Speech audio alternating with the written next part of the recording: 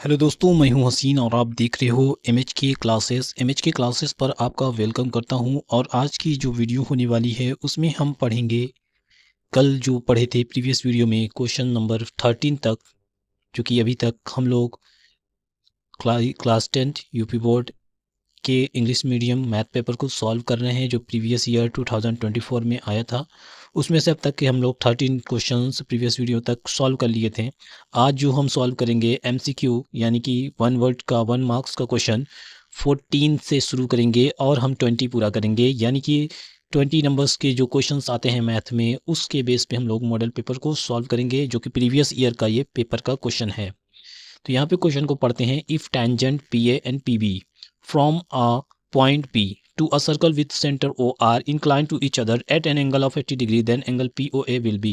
तो दोस्तों इस क्वेश्चन में हमें टेंजेंट से क्वेश्चन है, इसमें से हमको फाइंड करना है। एक सर्कल इस तरह से बना हुआ है और एक पी पॉइंट आउटसाइड है और ये टेंजेंट ड्रॉ हो रहा है इस पी पॉइंट से, जो कि ए मान लिए हैं। और यहाँ से एक टेंजेंट ड्रॉ हो रहा है, ये पी बी मान लिए हैं और ये सेंटर ओ है और इसको इस तरह से दोनों तरफ से एक मिला दिया था और जो ये एंगल बनाता है वो 80 डिग्री होता है। तो कह रहा है कि ये एंगल कितना होगा, पी ओ बी को फाइंड, पी ओ ए यानी कि पी ओ ए फाइंड करना है, ये कितना होगा। तो दोस्तों हमें याद होगा हम लोगों ने क्लासेस जो चलाई थी जिसमें ये टेंजेंट के जितने भी क्वेश्चन से सॉल्व किए थे, तो उसमें हम लोगों ने देखा था कैसे एंगल को फाइंड किया जाता है। देखिए ये एक क्वाड्रिलेटरल है और क्वाड्रिलेटरल में 4 साइड हैं और इसमें एक ये एंगल है और किसी भी ओ से और टेंजेंट बनता है, यानी सेंटर से किसी भी टेंजेंट पे परपेंडिकुलर लाइन होती है तो ये 90 डिग्री हो जाता है, ये भी 90 डिग्री। तो 90 कितना हो गया, 180 और 8 जोड़ देंगे तो 260 हो जाएगा। और ये टोटल इसका पूरा सम कितना होता है, 360 में 260 घटा देंगे तो कितना आ जाएगा, ये आ जाएगा 100 डिग्री। तो ये पूरा का 100 डिग्री आ गया। इसको जब 20 से कट कर देंगे तो ये 50 हो जाएगा और ये 50 हो जाएगा। तो हमारा पी ओ ए कितना आ जाएगा, 50 डिग्री, जो कि बी ऑप्शन हमारा करेक्ट होगा। तो इस तरह से अगर क्वेश्चन हमें इस टेंजेंट्स और सर्कल से पूछे जाएंगे तो हम इसी तरह सॉल्व करेंगे। ज़्यादा इसमें हमें कोई कैलकुलेशन नहीं करना, बस दिमाग लगाना है और प्रॉपर्टी याद करनी है कैसे हमें कौन कौन से एंगल में से किसको घटाना है। अब आ रहे हैं 15 क्वेश्चन पे, इसको भी देख ले रहे हैं। एरिया ऑफ सेक्टर से क्वेश्चन पूछा है of an angle theta degree of a circle with radius R will be. देखिए इसमें डायरेक्ट क्वेश्चन का फॉर्मूला पूछ लिया। अगर एरिया ऑफ सेक्टर का फॉर्मूला अगर देखें, अगर याद होगा तो आप देखकर बता देंगे कौन होगा। अगर एंगल थीटा डिग्री है और रेडियस आर है तो कौन सा होने वाला है, देखिए theta upon 360 pi R square होता है, ये करेक्ट ऑप्शन है। ये करेक्ट ऑप्शन नहीं हो सकता क्योंकि इसमें आर स्क्वायर अगर लग जाता तो ये भी करेक्ट हो जाता। अगर 2 से इसको डिवाइड कर दें 360 बन जाएगा, लेकिन आर स्क्वायर नहीं है इसलिए ये करेक्ट नहीं है। तो बहुत से लोग इसको देख कर कहेंगे यही है, तो ये करेक्ट नहीं है। करेक्ट ये है पाई आर स्क्वायर होता है, ये भी करेक्ट नहीं है, ये भी करेक्ट नहीं है। 16 नंबर क्वेश्चन को देख ले रहे हैं, 1 मार्क्स का है, बहुत ही इंपॉर्टेंट वीडियो है। आप इसको पूरा देखिए, वीडियो को पूरा लास्ट देखिए, कॉन्सेप्ट को क्लियर करिए कि इस तरह से क्वेश्चन आएंगे तो आप कैसे स्ट्रेटेजी बनाए रहेंगे। आपको मॉक टेस्ट पेपर समझ लीजिए यही है, आप इसको करके आगे अपने पेपर में भी अच्छा कर सकते हैं। तो the diameter of a solid pipe is 4 centimetre whose length is 20 centimetre, then the volume of the metal used in the pipe will be.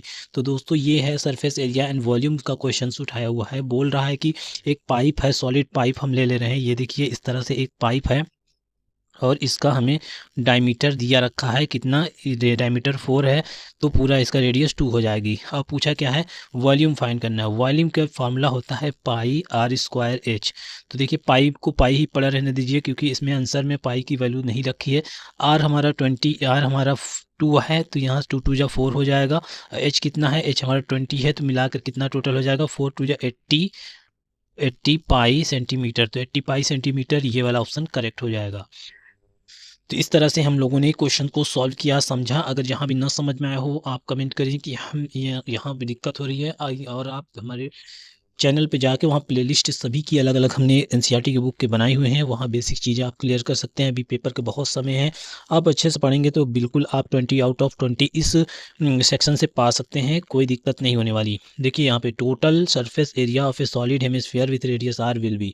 तो देखिए यहाँ सरफेस एरिया पूछा हेमिस्फीयर का। हेमिस्फीयर का जो सरफेस एरिया होती है वो होती है 2 पाई आर स्क्वायर ये होती है। तो 2 पाई r स्क्वायर वाला फार्मूला ये है। देखिए ऐसे क्वेश्चन पूछ लेता है कि डायरेक्ट फार्मूला ही याद अगर आपको है तुरंत आंसर लगा सकते हैं। तो डायरेक्ट फार्मूला पूछ लेता है 1 वर्ड के क्वेश्चन में, यानी कि 1 मार्क्स के क्वेश्चन में डायरेक्ट आपको फार्मूले वाले क्वेश्चन ज़्यादातर देखने को मिल जाएंगे। तो अगर आप अच्छे से पूरे चैप्टर को पढ़े हैं तो कहीं भी आपको दिक्कत नहीं आने वाली है। हमारे चैनल से अगर जुड़े हुए हैं, सब्सक्राइब किए हुए हैं, तो आपको कोई भी दिक्कत आने वाली नहीं है मैथ में। तो ये वाला क्वेश्चन देख लीजिए, the median class of the following table will be. तो देखिए मीडियन, मोड और मीन को हम निकालने के लिए बहुत ही अच्छे तरीके से उसको समझाए हुए हैं कैसे निकाला जाता है, बहुत ही इजीली मेथड। आप वो सब अगर देखे होंगे तो आप इसको तुरंत बता सकेंगे कितना होगा मॉडल। तो देखिए मीडियन क्लास हमें फाइंड करनी है, ना कि हमें मीडियन फाइंड करना है। तो मीडियन क्लास मतलब इसमें से कौन सा क्लास होगा जो मीडियन होगा। तो देखिए इसको फाइंड करने के लिए हमें क्या निकालना होगा, सी एफ पता होना चाहिए। सी एफ कैसे पता करते हैं, इसको देखिए 2 से 2 को 2 एज इट इज़ लिख देंगे और इसको इसमें जोड़ेंगे तो 10 हो जाएगा, 10 में 12 जोड़ेंगे तो 22 हो जाएगा, 22 में 18 जोड़ेंगे तो कितना हो जाएगा, 40 हो जाएगा, और 40 में हम जोड़ेंगे 10, 50 हो जाएगा। और इसका पूरे सम कितना होता है, एन यानी कि एन होता है 50/2 करेंगे तो कितना आएगा 25। अब ये 25 किस में लाई करेगा, 25 40 में लाई करेगा। अब 40 कौन सा है, 40 के सामने देखिए ये 18 है, तो 18 का सामने 30 से 40 क्या हो जाएगा, क्लास, मीडियन क्लास हो जाएगा। तो मीडियन क्लास हमारा ये हो गया। इतना आसान होता है फाइंड करने के लिए। अगर आपका कंसेप्ट क्लियर है तो आप किसी के भी मोहताज नहीं होने वाले, आप तुरंत आंसर बता सकते हैं कौन सा होगा।